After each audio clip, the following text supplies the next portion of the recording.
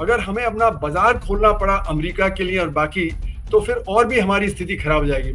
वजह यह है कि देखिए, जो एक्सपोर्टिंग नेशंस हैं, उनको बहुत फायदा हो रहा है ये क्रूड ऑयल के जो दाम बढ़ने से। कितने सारे शहरों में पेट्रोल पंप के पास पूरा पेट्रोल नहीं है या डीजल नहीं है, तो उससे हमारी खेती पे भी असर पड़ेगा, हमारे ट्रांसपोर्ट पे भी असर पड़ेगा और फिर ब्लैक मार्केटिंग भी होगी। हमें तो अपने पब्लिक सेक्टर को R&D में एकदम डेवलप करना चाहिए और उसके चलते हुए हमें टेक्नोलॉजी में आगे बढ़त लेनी है, नहीं तो हमारी स्ट्रेटेजिक ऑटोनॉमी कमजोर रहेगी। क्रूड ऑयल और जो रिफाइंड प्रोडक्ट है वो खत्म होते जा रहे हैं, क्योंकि अभी उसको हम एक्सपोर्ट भी करते चले जा रहे हैं। वो एक्सपोर्ट तो रोक ही देना चाहिए था 80 दिन पहले, वो हमने नहीं रोका, तो इसलिए शॉर्टेज हमारी होगी और शॉर्टेज की वजह से फिर उत्पादन पे असर पड़ेगा। बहुत जगह जब आपको मिलेगा नहीं, तो फिर आप उसको प्रोड्यूस भी नहीं कर पाएंगे और ट्रांसपोर्ट भी नहीं कर पाएंगे, तो इससे और परेशानी बढ़ जाएगी। तो इसलिए समस्या तो बहुत गंभीर है। नमस्कार, मैं हूं संजीव श्रीवास्तव। आप देख रहे हैं 4 PM न्यूज नेटवर्क। दोस्तों, यूएस प्रेसिडेंट डोनाल्ड ट्रंप ने प्रधानमंत्री नरेंद्र मोदी जी की एक बार फिर तारीफ की है। इन तारीफ के ठीक पहले एक बिल थमाया गया है और बड़ा भारी भरकम बिल है। मार्को रूबियो जो भारत में इस समय हैं और उनके द्वारा जिस तरह से जो ट्रेड डील से जुड़ी एक घोषणा की गई है, बड़ा उसको लेकर एक कहीं ये हो रहा है कि भारत आके खुद होकर क्यों नहीं बात कर रहा है। वो कहते रहे कि अभी तो ये मामला चल रहा है, इसको लेकर होना है, लेकिन उन्हें तो $500 बिलियन की कैसे क्या क्या एक आगे चलने वाला है भारत और अमेरिका के बीच, उसको लेकर घोषणा कर दी। और बाकी बहुत सारे और भी इससे जुड़े मसले मुद्दे हैं, कुछ और भी हैं। चलेंगे एक बेहद बेहद खास मेहमान के पास, सबसे जोड़ूंगा उनको। जुड़ गए हमसे, आप पहचान गए होंगे। हमारे साथ है प्रख्यात अर्थशास्त्री और जेएनयू के रिटायर्ड प्रोफेसर श्री अरुण कुमार साहब। अरुण जी, बहुत बहुत स्वागत आपका, हमारे लिए वक्त निकाला दिया हमें। और शुरुआत सर यहीं से कि जो मार्को रूबियो का जो एक्स आया है, उन्होंने यहाँ 3 दिन से हैं और मुलाकात विदेश मंत्री से हुई है, प्रधानमंत्री से मुलाकात हुई है, और ये निकलना 42 लाख करोड़ का एक, वो कह रहे हैं कि हो गई है डील। शुरुआत यहीं से, क्या कहिएगा इस पे आप? धन्यवाद। अमेरिका की जो डिमांड रही है वो ये कि ट्रेड को बैलेंस करना है। हमारा जो ट्रेड का सरप्लस था करीब 40-42 बिलियन डॉलर का, तो वो चाहते हैं कि वो खत्म हो जाए और हम उनसे ज्यादा माल खरीदें। तो इसलिए अगर आप याद है कि पिछले साल जब फरवरी में प्रधानमंत्री गए थे अमेरिका, तो ट्रंप साहब के साथ हुआ था कि $500 बिलियन का ट्रेड हो जाएगा, है ना। तो वो जब बात जब ट्रेड नेगोशिएशन में आई, तो उन्होंने कहा $500 बिलियन भारत को खरीदना है। मतलब उन्होंने टू वे का नहीं कि टू वे $500 बिलियन का हो, उन्होंने कहा भारत को। अब भारत को $500 बिलियन का एक साल में खरीदना है, ये तो बात नहीं हुई। तो इसलिए लोगों ने ये कहा कि हो सकता है $100 बिलियन एक साल में खरीदना हो, तो 5 साल में $500 बिलियन। तो कोई क्लैरिटी नहीं थी। पर ये बात सही है कि अमेरिका चाहता है कि हम उनसे ज्यादा खरीदें, और ये अमेरिका सभी अपने जो मित्र देश हैं सभी से कह रहा है। तो वो मतलब Japan, south Korea, Europe, Canada, सभी को कह रहा है कि आप खरीदिए भी और आप हमारे यहाँ इन्वेस्ट करिए। तो इन्वेस्टमेंट के लिए भी अब मुकेश अंबानी ने कह दिया कि हम $300 बिलियन की सबसे बड़ी दुनिया की रिफाइनरी वहां लगाएंगे। तो मैंने कि ये भी एक प्रेशर सरकार का होगा कि वहां पे हमारे जो अमीर लोग हैं, अडानी ने भी कहा हम $10 बिलियन लगाएंगे। तो ये एक दबाव है कि अमेरिका को हम मदद करें। तो एक तरफा तो वो कर ही रहे हैं बात ट्रंप साहब, और वो मतलब जब कभी जब सुबह उठते होंगे लेफ्ट साइड से तो कुछ बोल देते हैं, राइट साइड से उठते हैं तो कुछ बोल देते हैं। तो अभी हम उन पे विश्वास नहीं कर सकते कि वो क्या चाह रहे हैं। पर ये तो मोटा मोटा सही है कि वो चाहते हैं कि भारत उनसे ज्यादा खरीदे, हम उनकी अर्थव्यवस्था को मदद करें, और वो हमसे सब ज्यादा एक्सट्रैक्ट करना चाहते हैं कंसेशंस। और इसीलिए उन्होंने हमारे ऊपर 50% ड्यूटी भी लगा दी थी कि हम अपना कृषि भी खोल दें। और जब ये बात आपको याद होगा कि फरवरी में हुई थी कि एक फ्रेमवर्क वगैरह तैयार होगा, तो शुरू में जो एग्रीकल्चर सेक्रेटरी थी वहां की, उन्होंने कहा कि अब हमारे किसानों को एक बड़ा मार्केट मिल जाएगा। हालांकि बाद में उसको मॉडिफाई कर दिया गया था। पर ये उनके दिमाग में है कि उनको हमारे कृषि का मार्केट चाहिए, उनको हमारा डिफेंस हम वहां से ज्यादा परचेज करें, एनर्जी वहां से ज्यादा परचेज करें। और ये बात पिछले साल भी हुई थी बजट के बाद कि हमने उनको कंसेशन दिया था 2025 फरवरी में जब बजट आया था, और हमने उनसे एनर्जी ज्यादा खरीदनी शुरू कर दी और डिफेंस परचेजेस ज्यादा खरीदने शुरू कर दिए। तो ये सब तो हम कर रहे हैं, लेकिन उससे भी वो संतुष्ट नहीं है। वो चाहते हैं और भी बढ़ाओ। तो मेरा मानना है ये एक तरफा बात है और भारत कहीं झुकता नजर आ रहा है। बिल्कुल, इसमें दो चीजें सर, आपने जो कहा एक क्लियरिटी की बात की, तो क्लियरिटी हम देख रहे हैं, कौन इसको क्लियर करेगा? शायद हमारे देश की ओर से नहीं हो रहा, प्रधानमंत्री जी की ओर से कुछ नहीं आया, विदेश मंत्री की ओर से नहीं आया, कॉमर्स मिनिस्टर्स की ओर से नहीं आया, एक चीज। और दूसरी जो आपने बात कही कि उन्होंने जो मार्को रूबियो का जो हम एक्स भी देख रहे थे और बातें भी सुन रहे थे, उसमें एनर्जी, टेक्नोलॉजी और कृषि गुड्स, तो फिर ये कितने हमारे लिए इसके रेपरकेशंस कैसे, दोनों तीनों चीजों पर आप टिप्पणी क्या होगा इसको? हमारा जो ये कह रहा था नहीं कृषि तो हम बिल्कुल नहीं होगा, नहीं छेड़छाड़ होगी, जो वो कह रहे हैं उसके उलट ही तो सब कुछ हो रहा है जो भारत की सरकार कह रही। ये तो देखिए पहले से ही लग रहा था और हम लोगों ने सबने लिखा भी था कि हालांकि टेम्पररी वो कह दें पर लेकिन वो कृषि में चाहते हैं। और ये मुझे याद आता है कि 1982 में जब गैट के नेगोशिएशन हो रहे थे तब तक सोवियत यूनियन कमजोर पड़ गया था। तो जो वहां पे अमेरिका के जो राजदूत थे गैट के नेगोशिएशन में, उन्होंने हमारे राजदूत को बोला था गैट में कि अब हम आपका कृषि मार्केट खुलवाएंगे क्योंकि हमारे पास कृषि का सरप्लस बहुत है। तो ये तो उनकी लंबी सोच रही है और इसीलिए आपने देखा कि 1987 में पुएंता देल एस्टे में जब उरुग्वे राउंड नेगोशिएशन हुआ था तो पहली बार ट्रेड इन एग्रीकल्चर को भी इंक्लूड किया था। Trips, TRIMS, trade in services, trade in agriculture, पर वो बहुत कीन है कि हमारा कृषि का मार्केट खुलवाएं। पर उसका हमारे जो आम किसान है उस पर बहुत ही गहरी चोट लगेगी क्योंकि हमारा जो आम किसान है वो फॉरेन कंपटीशन को नहीं बेयर कर सकता। ऑलरेडी उसकी स्थिति बहुत खराब है क्योंकि उसकी आमदनी बहुत कम है। वो लाख, सवा लाख, 1.5 लाख, 2 लाख रुपए कमाता है साल का। और जो अमेरिका का एक एवरेज फार्मर है वो उसको 25 लाख रुपए की तो $25,000 की तो सब्सिडी मिलती है, यानी कि जो आज के हिसाब से 22 लाख रुपए हो गया। वो सब्सिडी के अलावा फिर उसकी और कमाई तो वो तो मतलब 40-50 लाख रुपए कमाता है। हमारा किसान जो 1.5-2 लाख कमाता है वो कहाँ से उसके सामने खड़ा होगा? तो जब वहां से सब्सिडाइज प्रोडक्ट्स आएंगे तो हमारा जो कृषि का जो मार्केट है वो एकदम से तहस नहस हो जाएगा। हमने कॉटन के उसमें देख ही लिया पिछले साल, जब कॉटन के उसमें सरकार ने जो अपनी ड्यूटी हटा दी तो अमेरिका से कॉटन बहुत बड़ी मात्रा में यहाँ आया और कॉटन के दाम गिर गए। तो एमएसपी तो मिलेगा नहीं फिर, और जब एमएसपी नहीं मिलेगा तो जो हमारे किसानों की जो हालत है वो और भी खराब हो जाएगी। तो इसलिए मेरा मानना है कृषि में तो ये परेशानी रहेगी। एनर्जी की जहां तक बात है तो एनर्जी में हमें तो सबसे ज्यादा तो पश्चिम एशिया से अगर मिले तो वही सस्ता पड़ेगा, समय भी कम लगेगा। अमेरिका से जो लाएंगे, वेनेजुएला से लाएंगे, वो महंगा भी पड़ेगा और जब वो देर से आएगा, यहाँ से तो 4-5 दिन में आ जाता है, वहां से तो 40-45 दिन लग जाएंगे अमेरिका से और वेनेजुएला से आने में। तो हमारे लिए शिपिंग कॉस्ट भी बढ़ जाएगा, एनर्जी के प्राइसेस भी बढ़ जाएंगे उसमें। तो इसलिए हमारे लिए एनर्जी तो यहाँ से लेना बेहतर है या रूस से लेना बेहतर है। तो वो दबाव डाल के हमसे एनर्जी वहां से खरीदवाना चाह रहे हैं। वो तो उन्होंने कह दिया कि जितनी आपको एनर्जी चाहिए हम देने को तैयार हैं। यानी कि वो चाहते हैं कि वो जो अपने एनर्जी बेचें, है ना, जिससे कि उनको जो है और प्रॉफिट बढ़ेगा।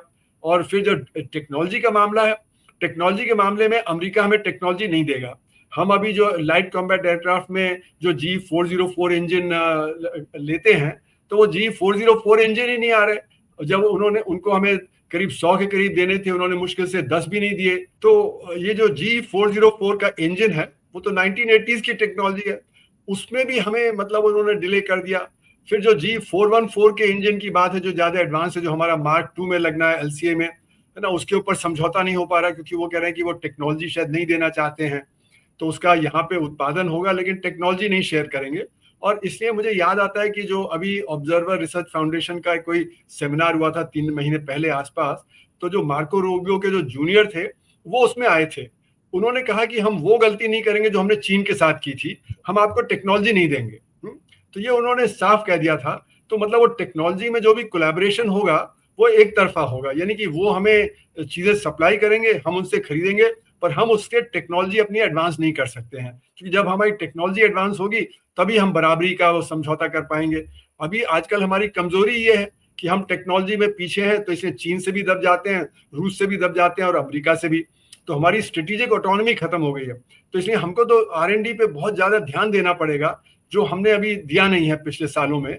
तो अगर हम R&D पे ध्यान देंगे, अपनी जो डेवलप करेंगे टेक्नोलॉजी, पर उसमें भी समस्या क्या है कि अभी हमारी सरकार कह रही है कि वो प्राइवेट सेक्टर को दे देंगे, है ना, जैसे एरोप्लेन का डेवलपमेंट वगैरह टाटाज और ये प्राइवेट सेक्टर के जो कंपनियों को दिया जा रहा है, पर लेकिन उनको टेक्नोलॉजी नहीं मिलेगी। जो टेक्नोलॉजी है वो HAL की वो भी खत्म हो जाएगी। तो जो हमारे पास थोड़ी बहुत टेक्नोलॉजी है वो भी एक तरह से खत्म। तो सरकार का जो ये रवैया है कि वो टेक्नोलॉजी प्राइवेट सेक्टर में लाना चाहते हैं, अपने क्रोनीज को देना चाह रहे हैं, उससे हमारी टेक्नोलॉजी डेवलपमेंट नहीं होने वाला। वो हमें तो एचएएल को ज्यादा सुदृढ़ बनाना है, हमें अपने जो पब्लिक सेक्टर है, क्योंकि देखिए बाहर वाला कोई भी आपको कोई टेक्नोलॉजी नहीं देने वाला, आपको खुद डेवलप करना पड़ेगा, और प्राइवेट सेक्टर करेगा नहीं, क्योंकि वो रिस्क नहीं लेना चाहता। वो रिस्क है उसके लिए कि अगर उसने टेक्नोलॉजी डेवलपमेंट में पैसा लगाया तो उसका पैसा डूब जाएगा। जैसे कि हमारे सॉफ्टवेयर इंडस्ट्री में देखिए, हमारी जो बड़ी बड़ी कंपनियां हैं कितना वो प्रॉफिट कमाती हैं, वो मतलब स्टॉक मार्केट में उनके दाम खूब हैं क्योंकि बहुत प्रॉफिटेबल है, पर वो आर&डी में नहीं खर्च करते। वो कहते हैं हम माइक्रोसॉफ्ट और गूगल और इन सब के साथ compete नहीं कर सकते हैं, तो इसलिए वो आर&डी में नहीं खर्च करते। तो हमारा प्राइवेट सेक्टर आर&डी में नहीं खर्च करता, और ये डिफेंस वाले जो कॉन्ट्रैक्ट भी हो रहे हैं वो भी नहीं करेंगे, तो हमारा जो पब्लिक सेक्टर है वो तो डाउन होगा ही, प्राइवेट सेक्टर भी उसमें नहीं कर पाएगा, तो हमारी जो स्ट्रेटेजिक ऑटोनॉमी है वो नहीं बनेगी। हमें तो अपने पब्लिक सेक्टर को आर&डी में एकदम डेवलप करना चाहिए, और उसके चलते हुए हमें टेक्नोलॉजी में आगे बढ़त लेनी है, नहीं तो हमारी स्ट्रेटेजिक ऑटोनॉमी कमजोर रहेगी।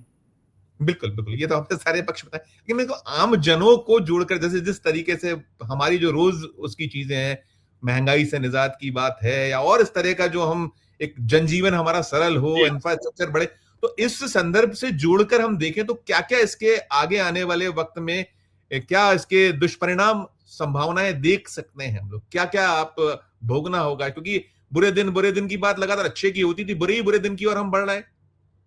तो ऐसा है कि देखिए, ये तो जैसे कि हम लोगों ने कई बार बात की है, जो पश्चिम एशिया में हो रहा है वो तो उसने एक सप्लाई शॉक तो हमें दिया ही है, और इसीलिए रोज आप देख रहे हैं कि पेट्रोल डीजल के दाम बढ़ रहे हैं। जो हमको 73 दिन पहले अनाउंस करना चाहिए था वो हमने 73 दिन बाद अनाउंस किया, उसकी वजह से डिले हो गया। तो हमारे पास जो क्रूड वगैरह के रिजर्व्स हैं, जो फिनिश प्रोडक्ट के, वो तो धीरे धीरे कम होंगे। तो हालांकि दिल्ली और बड़े शहरों में शायद और शॉर्टेज इतनी नहीं है, पर मेरा बेटा ही जो अभी गोवा में है, तो उसको 3 घंटे लाइन में खड़ा होना पड़ा पेट्रोल के लिए। और जब वो मतलब ये 3 घंटे खड़ा रहा और उसके बाद वो पेट्रोल पंप बंद हो गया, तो उसका 3 घंटे का पेट्रोल भी वेस्ट हो गया, उसको पेट्रोल ही नहीं मिला। तो यानी कि ये अगर हाल है तो आप समझ सकते हैं कि कितने सारे शहरों में पेट्रोल पंप के पास पूरा पेट्रोल नहीं है या डीजल नहीं है, तो उससे हमारी खेती पे भी असर पड़ेगा, हमारे ट्रांसपोर्ट पे भी असर पड़ेगा, और फिर ब्लैक मार्केटिंग भी होगी। और ब्लैक मार्केटिंग होने की वजह से जो हमारे जो कंज्यूमर प्राइस इंडेक्स है वो तो उसको रिफ्लेक्ट करेगा नहीं।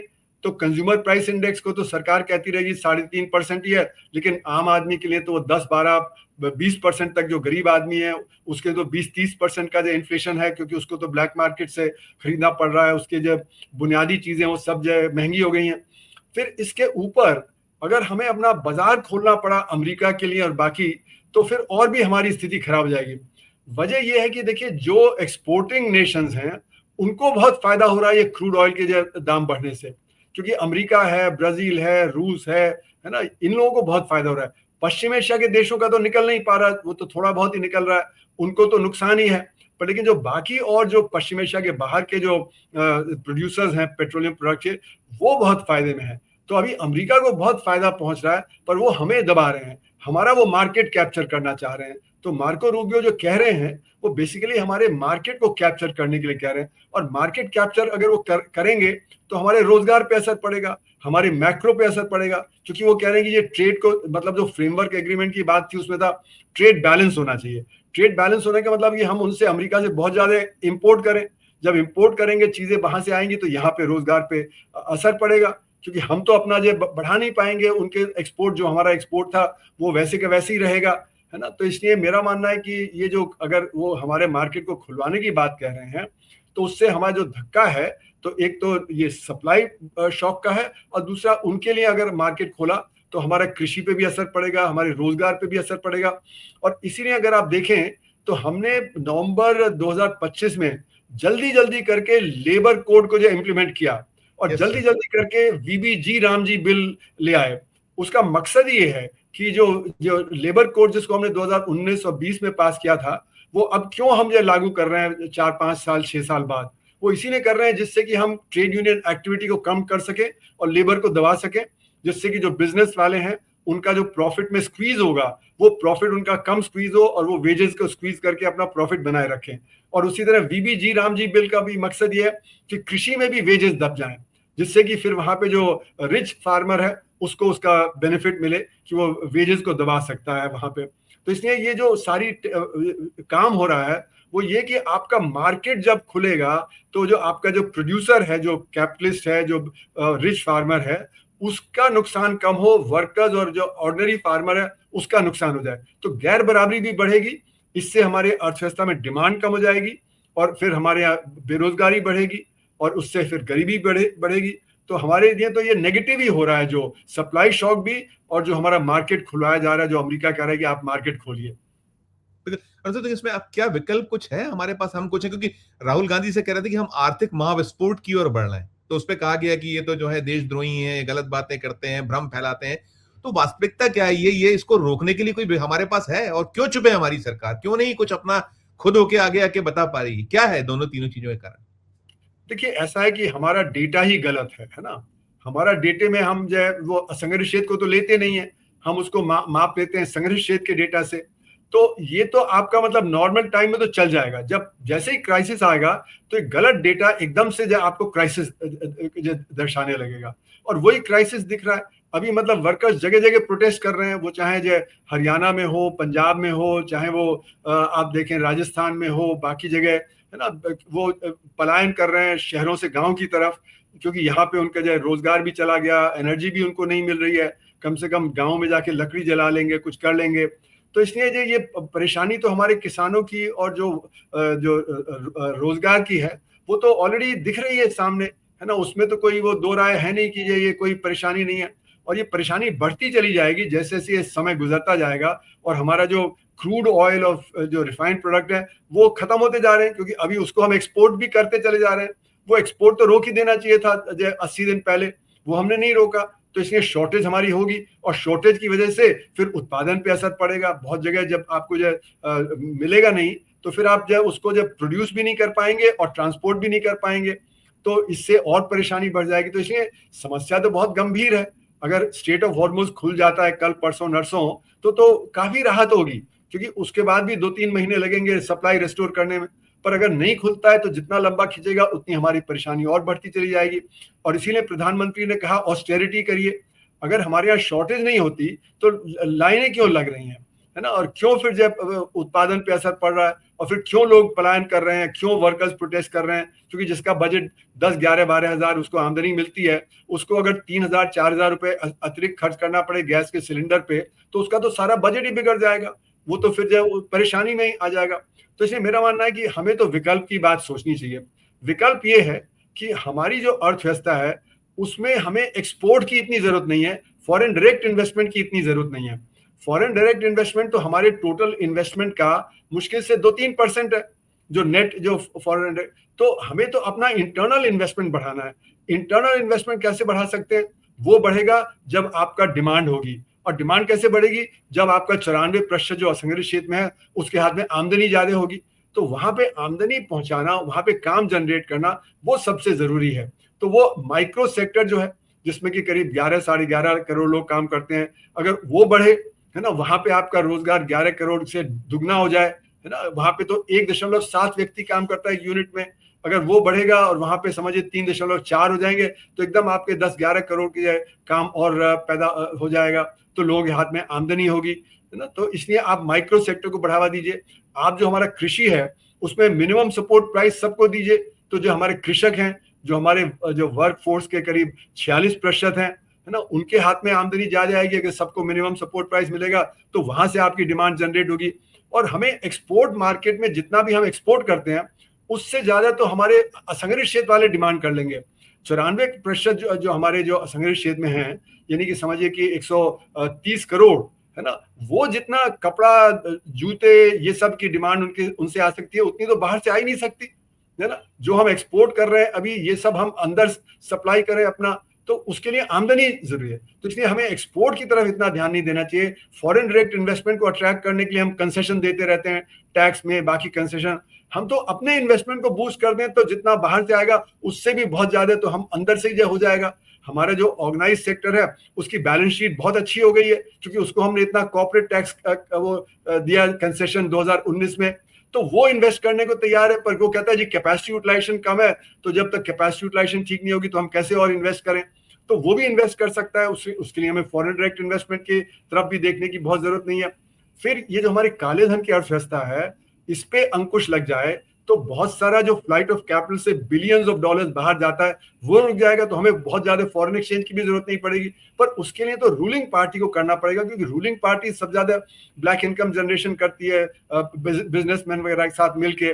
तो अगर हम जो फॉरेन एक्सचेंज का जो लॉस हो रहा है वो खत्म हो जाए तो हमें कोई इतना जो रुपया भी हमारा नहीं गिरेगा, जो अभी रुपया गिरता चला जा रहा है, जिसकी वजह से फिर इन्फ्लेशन भी। मैं वही सवाल करना था कि आप जो जिस तरीके से 100 पार हो गया है हमारा पेट्रोल डीजल, जिस तरीके से शतक हो गई है, इसी तरफ हमारा जो रुपया है वो डॉलर पे शतक मारने वाला है। तो वही उसी को मैं पूछने वाला था कि ये इसके पीछे का ये भी कारण कहीं आ रहे हैं कि हमारा जो था मोदी जी का कि कैशलेस इकोनॉमी, लेकिन कैश फ्लो है उसमें। तो अब हम रिजर्व बैंक के जो आंकड़े लगातार देख रहे हैं कि 5-5 लाख करोड़ रुपए आप इकट्ठे मार्केट में फेंक रहे हैं धीरे से पीछे से। तो ये चीजें भी कहीं कुछ है हमारे जो ये पूरे सिस्टम को, ये आर्थिक जो संकट में कहीं जिम्मेदार, क्या क्या कहिएगा इस पर? देखिए, ये जो कैशलेस इकोनॉमी वगैरह की बात है वो तो धीरे धीरे होगा, लेकिन आप जब जबरदस्ती करेंगे, जैसे नोटबंदी कर दी, नोट आपने जीएसटी कर दिया, उसके गलत परिणाम आ रहे हैं। और इसीलिए आप देखेंगे कि कैश टू जीडीपी रेशियो जो यानी कि मतलब करीब 18 लाख करोड़ रुपया का नकदी था 2016 में जब नोटबंदी किया, अब वो 36 लाख करोड़ दुगना हो गया, है ना। तो वो क्यों हुआ? वजह उसके पीछे ये नहीं कि काले धन की अर्थव्यवस्था, वजह उसके पीछे ये है कि आपका जो इन्फ्लेशन होता है उससे जो नोट की डिमांड बढ़ जाती है। तो यूपीआई वगैरह भी लोग इस्तेमाल कर रहे हैं और कैश भी रख रहे हैं, क्योंकि कैश जो होता है वो उनको अनसर्टेन टाइम में मदद करता है। तो जितनी अनिश्चितता रही है पिछले नोटबंदी के ये जो पैंडेमिक के समय, फिर यूक्रेन युद्ध, फिर जब पैलेस्टाइन युद्ध, फिर यहाँ पे, तो फिर लोग ज्यादा कैश होल्ड करते हैं। तो वो चाहे आप यूपीआई भी यूज करेंगे, कैश भी यूज करेंगे। तो मेरा मानना है कि ये जो जबरदस्ती की गई कि हमने नोटबंदी कर दिया, जीएसटी कर दिया, ये सब कर दिया, वो सही नहीं है ना। उससे तो हमारी अर्थव्यवस्था को धक्का ही लगा है। तो इसलिए मेरा मानना है कि ये जो कैश की जो जरूरत पड़ती है अर्थव्यवस्था में, वो इसलिए क्योंकि इन्फ्लेशन होता है, आपका प्रोडक्शन बढ़ता है, तो आपको कैश की ज्यादा जरूरत होती है। और इसीलिए आपको याद होगा कि 2012 में जो मिनिस्ट्री ऑफ जो आरबीआई ने मिनिस्ट्री ऑफ फाइनेंस को कहा था कि इतना इन्फ्लेशन बढ़ रहा है, हमको 2000 रुपए, 5000 रुपए और 10,000 रुपए के नोटों की जरूरत है, क्योंकि नहीं तो लोगों को बहुत कैरी करना पड़ता है पैसा। तब तो उस समय 1000 ज्यादा से ज्यादा बड़ा, सबसे बड़ा कैश नोट होता था। तो मिनिस्ट्री ऑफ फाइनेंस ने 2000 रुपए का नोट अलाउ कर दिया था, पर 5000 और 10,000 रुपए के नोट की जरूरत उन्होंने कहा अभी नहीं है। तो इसीलिए जब नोटबंदी हुआ उस समय 2000 रुपए के नोट ऑलरेडी तैयार हो रहे थे और वो मार्केट में आ गए। तो इन्फ्लेशन जब होता है तो जो करेंसी जो होती है उसकी डिमांड बढ़ी जाती है। तो इसमें कोई वो प्रॉब्लम नहीं है, क्योंकि ये मेरा मानना है कि जब करेंसी से ब्लैक इकोनॉमी नहीं होती है, ब्लैक इकोनॉमी के अलग कारण होते हैं। करेंसी तो एक फैसिलिटेटर ही है, ब्लैक इकोनॉमी के पीछे होता है एक तिगड़ी। ये तिगड़ी होती है करप्ट पॉलिटिशियन, करप्ट बिजनेसमैन और करप्ट एग्जीक्यूटिव। ये तीनों मिलकर तिगड़ी चलाते हैं और एक्स्ट्रा प्रॉफिट कमाते हैं, काली कमाई कमाते हैं। और उसके लिए ये अंडर इन्वॉइसिंग, ओवर इन्वॉइसिंग करते हैं। तो आपका कैश कम भी होगा तो अंडर इन्वॉइसिंग, ओवर इन्वॉइसिंग थोड़ा रुकेगा। और फिर जो हवाला के जरिए पैसा बाहर निकाला जाता है, फ्लाइट ऑफ कैपिटल, जो बिलियंस ऑफ डॉलर्स देश से बाहर निकल जाता है, वो भी कोई इसलिए नहीं कि भाई कैश अगर आपका कम हो जाएगा तो नहीं होगा। हमने देखा कि जब 1991 में हमने फॉरेन एक्सचेंज पे कंट्रोल वगैरह सारे जो रिलैक्स कर दिए थे, फिर भी हवाला तेज है, हवाला के जरिए बहुत पैसा जाता है। कितने ही केसेस मतलब आते हैं पब्लिक सेक्टर बैंकों के, पंजाब नेशनल बैंक का भी आया, बाकी बैंक का भी आया कि वो लोग खुद ही इन्वॉल्व हो गए थे उसमें जो फ्लाइट ऑफ कैपिटल वगैरह में। तो इसलिए मेरा मानना है कि ये कहना कि हम जो ये नोट कम कर देंगे, मेरा मानना है अपने आप ही कैशलेस इकोनॉमी की तरफ धीरे धीरे मूव करेंगे। उसकी तरह कोई वो करने की जरूरत नहीं है जानबूझ के, क्योंकि वो हमारे असंगठित क्षेत्र को ही धक्का पहुंचाता है। और असंगठित क्षेत्र को तरह तरह के धक्के लग रहे हैं, पर वहीं पे रोजगार है। अगर उसी को आप धक्का देते रहेंगे तो फिर रोजगार और कम हो जाएगा, देश में परेशानी और हो जाएगी, बेरोजगारी और हो जाएगी। तो इसलिए सरकार की जो नीति है, मेरा मानना है वो सही नीति नहीं है। सरकार को तो असंगठित क्षेत्र को बढ़ावा देना चाहिए, शिक्षा स्वास्थ्य को बढ़ावा देना चाहिए, रूरल और एग्रीकल्चर डेवलपमेंट को बढ़ावा देना चाहिए। और इन्हीं में बजट में कटौती हो जाती है। तो जिन चीजों में को बढ़ावा देना चाहिए, रोजगार वगैरह को, वहां पे आप कटौती करते रहेंगे तो आपका जो धक्का है, जो ये स्ट्रेट ऑफ हॉर्मुज का बंद होना और जो अमेरिका जबरदस्ती हमसे मार्केट खुलवा रहा है, इनके धक्के का जबरदस्त हमारे ऊपर गलत असर पड़ेगा। राइट, मैं 2 सवाल में खत्म करता हूँ, 2 एक साथ पूछ लेता हूँ। एक तो मैं ये पूछना चाहूंगा आपसे कि शेयर मार्केट जो है, शेयर मार्केट तो हमारा तो दुनिया में सबसे ज्यादा जो हमारे यहाँ गिरावट हमारे यहाँ दर्ज हुई है, ऐसा मेरा जो मैंने उसको पाया, आप उसको करेक्ट कर दीजिएगा। बाकी कई देश ऐसे भी जहां उसने शेयर बाजार में अच्छा एक उसका वो रिटर्न्स मिले हैं। तो एक तो ये कैसे ये इसका वो है, और दूसरा हमारा जो अप्रैल का था 27 लाख करोड़ का जो व्यापार घाटा। तो अब यदि इस तरह के ये जो होते हैं, जो जैसे मार्को रूबियो एक तरफा कर रहे हैं, वो डील चूंकि अभी होनी है, लेकिन आधी के आसपास डील जहां से मैंने शुरू किया था लग रहा है कि हो गई है पूरी उनके अनाउंसमेंट के अनुसार। तो ये सब चीजें फिर हमें और कितना कहां ले जाके खड़ा कर देने वाली हैं, दोनों पर आपकी एक अंतिम टिप्पणी। देखिए, शेयर मार्केट हमारा क्यों गिर रहा है? क्योंकि अनिश्चितता बहुत है भारत में ना, तो इसीलिए हमारी करेंसी भी गिर रही है। अनिश्चितता होती है तो करेंसी भी कमजोर होती है, और फिर जो हमारा जो इम्पोर्टेड इन्फ्लेशन है उससे आता है। और दूसरा ये है कि जो हमारा जो मार्केट है, क्षमा क्षमा चाहते हो, ये भी क्षमा चाहते हो, ये भी जोड़ दो। कुछ लोग कह रहे हैं अर्थशास्त्री की नहीं, ये तो गिरना ठीक है हमारे लिए, ये क्या उचित सही उनकी ये टिप्पणी है, इसको भी आप जोड़ दीजिएगा प्लीज। हाँ, तो ये जो हमारा शेयर मार्केट है उसमें डॉलर में रिटर्न कम हो गया है, क्योंकि जब आपका जो रुपया गिरेगा तो डॉलर में जब आप उसको आंकेंगे तो अगर मतलब आपका 10% रिटर्न है, पर अगर रुपया 5% गिर जाता है तो आपका रिटर्न डॉलर में तो सिर्फ 5% ही बचा। तो इसलिए डॉलर में रिटर्न हमारा गिर रहा है, क्योंकि हमारा रुपया कमजोर होता जा रहा है ना। पिछले 2 साल में करीब 15% गिरावट आ गई। फरवरी से लेके मई या 15 तक फिर 5% गिरावट आ गई, यानी कि एनुअल जो रिटर्न है वो -24% इससे हो जाता है। तो फिर आपका शेयर मार्केट में रिटर्न आपका बहुत ही लो हो गया है या नेगेटिव हो गया है, तो इसलिए लोग पैसा निकाल रहे हैं। तो फॉरेन पोर्टफोलियो इन्वेस्टमेंट तो पहले से ही जा रहा था। फॉरेन डायरेक्ट इन्वेस्टमेंट भी अक्टूबर के बाद नेट में नेगेटिव हो गया था। फरवरी में अभी जरूर थोड़ा बढ़ गया है, लेकिन ऑन द होल वो बाहर ही जाएगा, क्योंकि उसको रिटर्न नहीं मिल रहा। नॉन रेजिडेंट इंडियंस भी हैं, वो भी पैसा निकालेंगे। जितना ये लोग पैसा निकालेंगे तो कैपिटल अकाउंट में उतना जो हमारा जो बेनिफिट होता था वो नहीं होगा, तो उससे हमारा जो घाटा है, व्यापार घाटा, वो जो हम कवर नहीं कर पाएंगे, तो इसलिए फिर और रुपया गिरेगा। तो मेरा मानना है कि अमेरिका में जो रिटर्न है वो बहुत अच्छा है। वजह उसकी टेक्नोलॉजी कंपनियां, वहां की जो 7 टेक्नोलॉजी कंपनियां हैं उनका मार्केट में खूब ज्यादा बढ़त है।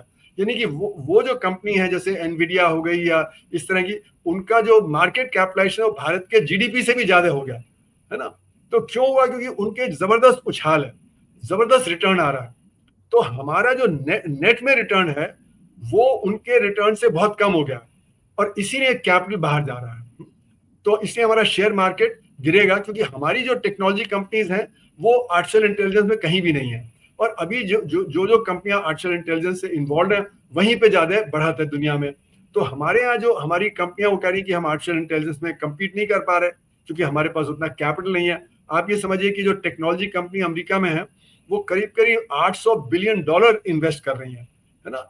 हम तो एक बिलियन 2 बिलियन कर रहे हैं। चीन भी 50 60 70 बिलियन डॉलर इन्वेस्ट कर रहा है उसमें।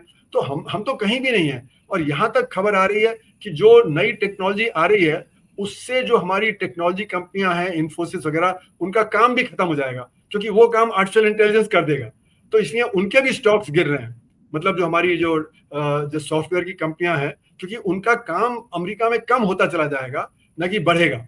तो ये सारी वजह है जिससे कि वहां के जो स्टॉक मार्केट बढ़ा है, हमारा स्टॉक मार्केट गिर गया है उसमें। तो रिलेटिव रिटर्न उसका कम हो गया है।